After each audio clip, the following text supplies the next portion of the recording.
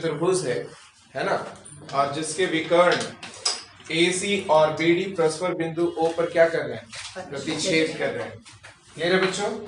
हमें ये सिद्ध करके दिखाना है कि ABCD एक समलंब चतुर्भुज है। बच्चों कल ही बताए थे चतुर्भुज समलंब चतुर्भुज कब होता है, जब उसकी कम से कम एक भुजाओं का युग्म क्या हो, समानांतर हो। उसमें भुजाओं का एक युग्म क्या होना चाहिए, समानांतर, और जो दूसरी भुजाओं का युग्म हो वो समानांतर ना हो, तो ऐसे स्थिति में हम इसको क्या करते हैं, समलंब चतुर्भुज। बोलिए वैसा चतुर्भुज जिसमें भुजाओं का एक युग्म समानांतर हो, उसे समलंब चतुर्भुज कहते हैं। तो इसमें समलंब करने के लिए हमें क्या सिद्ध करके दिखाना होगा कि AB समानांतर क्या है, DC। अगर हम ये सिद्ध करके दिखा सके तो हम लोग कहेंगे कि ABCD एक कैसा चतुर्भुज है, समलंब चतुर्भुज है। Is it clear everyone? Yes, sir. Okay. तो इसके लिए हम लोग एक क्या रचना किए हैं, बिंदु O से CD के समानांतर, AB के समानांतर भी कर सकते थे, CD के समानांतर एक रेखा खींचे OE जो CD के क्या है, समानांतर है, अर्थात OE समानांतर है किसका, CD का। Is it clear? अब हम लोग चलते हैं त्रिभुज ADC में, त्रिभुज ADC में।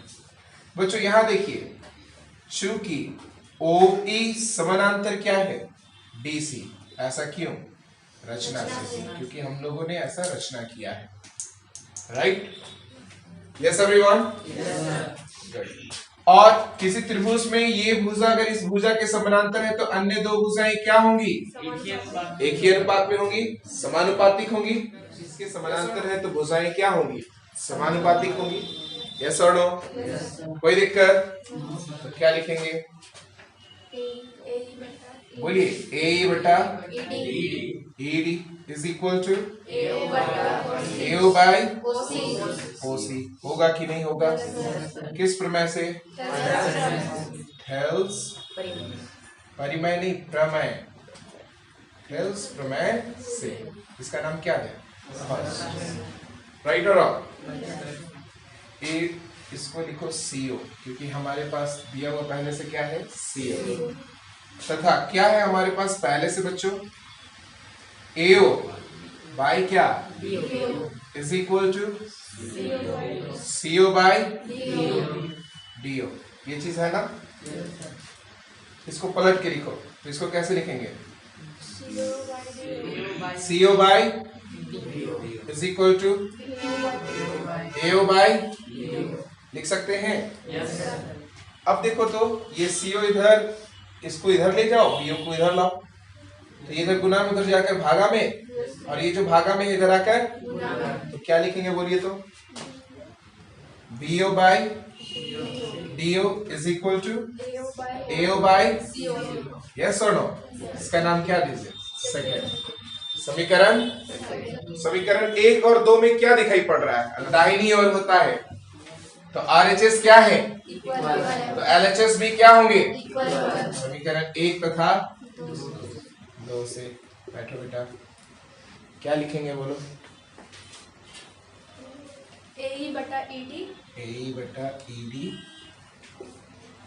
CO बटा DO, BO बटा DO, BO बटा DO, होगा ना? जब RHS इक्वल है तो LHS भी क्या होंगे, अब चलो देखिए, AE बटा क्या, D, देख रहे हैं आप सभी, AE बटा क्या, BO बटा क्या, DO, BO बटा क्या, एक ही अनुपात में है। तो इसका अर्थ क्या है कि OE समानांतर है किसका, किस प्रमेय से, के ला जाते हैं आप सभी, इसलिए OE समानांतर क्या हो जाएगा, AB, किस प्रमेय से बच्चों, थेल्स प्रमेय के थेल्स प्रमेय के विलोम से। Yes everyone? बच्चों अब जरा देखो कि OE पहले से समानांतर था किसका, CD का, और OE समानांतर है किसका? यदि रेखाएं एक ही भुजा के समानांतर हो तो वो परस्पर भी क्या होती हैं? समानांतर होती हैं। यस और नो? OE AB के समानांतर भी OE है और CD के समानांतर भी क्या है? तो लिखना शुरू की OE समानांतर CD तथा OE समानांतर क्या? AB। एक ही रेखा के समानांतर अन्य दो रेखाएं हैं, तो अन्य दो रेखाएं भी क्या होंगी? समानांतर। AB समानांतर क्या? और किसी चतुर्भुज में भुजाओं का एक युग्म क्या हो? समानांतर हो, तो ऐसे चतुर्भुज को क्या कहेंगे? पता ABCD एक समलंब चतुर्भुज है। अंडरस्टूड? कोई डाउट बच्चों?